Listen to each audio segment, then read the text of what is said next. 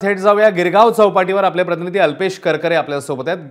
अल्पेश, मगाशी तू सांगितलं होतं अनेक मोठमोठ्या मूर्ती यायला सुरुवात झाली आहे, तिकडे गिरगावात कसं वातावरण आहे, चौपाटीवर भक्तगणांची गर्दी कशी बघायला मिळते तुला? अल्पेश,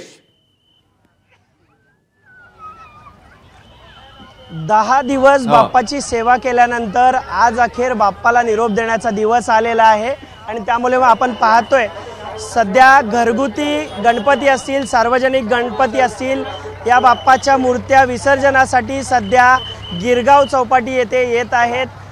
अनेक गणेश भक्त हे सध्या देशभरातून, परदेशातून, परराज्यातून हे गिरगाव चौपाटी येथे आलेले आहेत। सर्वांमध्ये उत्साहाचं वातावरण पाहायला मिळतंय। दादा, काय सांगशील, आज बाप्पाला विसर्जन करताय, 10 दिवस सेवा केलीत, काय भावना आहेत?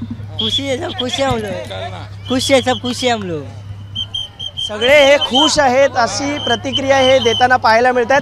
या सार्वजनिक गणेश बाप्पांप्रमाणेच आपण पाहिलं तर घरगुती गणेश मंडळाच्या अनेक मूर्त्या या ठिकाणी आल्याचं आपल्याला पाहायला मिळतात। मिळेल त्या वाहनाने सध्या बाप्पाला घेऊन गिरगाव चौपाटी येथे गणेश भक्त पोहोचताना पाहायला मिळतात। सध्या गिरगाव चौपाटीमध्ये अलोट गर्दी सध्या भक्तांची पाहायला मिळते। सर्वांमध्ये उत्साहाचं, आनंदाचं आणि भक्तिपूर्ण वातावरण हे सध्या पाहायला मिळतंय। दादा, 10 दिवस सेवा केल्यानंतर आज अखेर बाप्पाला निरोप देण्याचा दिवस आलाय, काय भावना आहेत? खूप छान आहे। 10 दिवस कशा प्रकारे पूजा केली?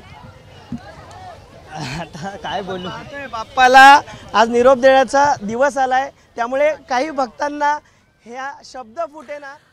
तर अल्पेश आपल्याला गिरगाव चौपाटीवरचं वातावरण सांगत होता। घरगुती बाप्पा असतील, त्यासोबतच सार्वजनिक मंडळांचे बाप्पा तिकडे दाखल होत आहेत आणि इथून पुढे ही गर्दी वाढतच जाणार आहे। एबीपी माझा, उघडा डोळे बघा नीट।